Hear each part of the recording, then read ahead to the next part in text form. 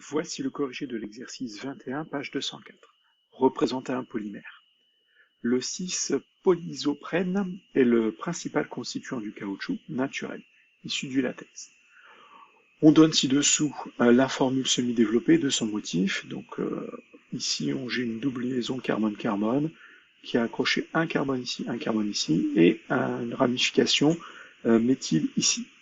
Donner le nom du motif, définir le terme motif. Un motif, c'est la partie de la macromolécule sans S qui se répète.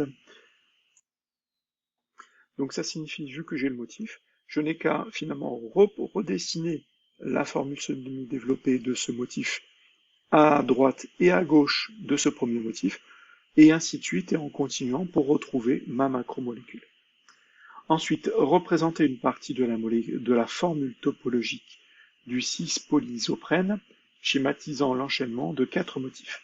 Donc ici, on a en formule semi-développée, on demande une formule topologique avec 4 motifs.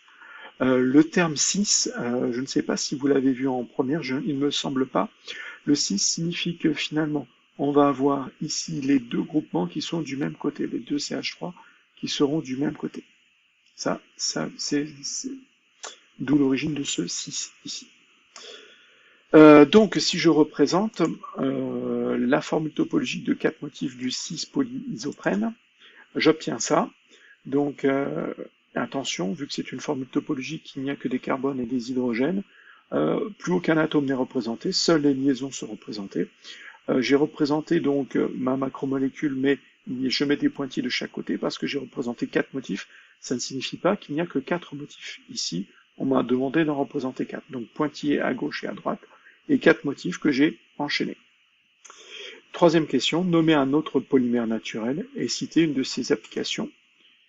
Exemple de polymère naturel, la cellulose, qu'on retrouve dans la paroi des cellules végétales, mais aussi dans les mouchoirs en papier. L'ADN aussi, l'ADN est un polymère naturel, donc bien sûr présent dans toutes les cellules des êtres vivants, mais qu'on utilise par exemple, qu'on peut isoler, utiliser d'un point de vue fabrication. Alors là, on travaille sur les ARN, j'allais dire pour les vaccins, etc., mais c'est plus sur les ARN. Mais ARN est aussi, si l'ADN est un polymère, l'ARN est aussi un polymère.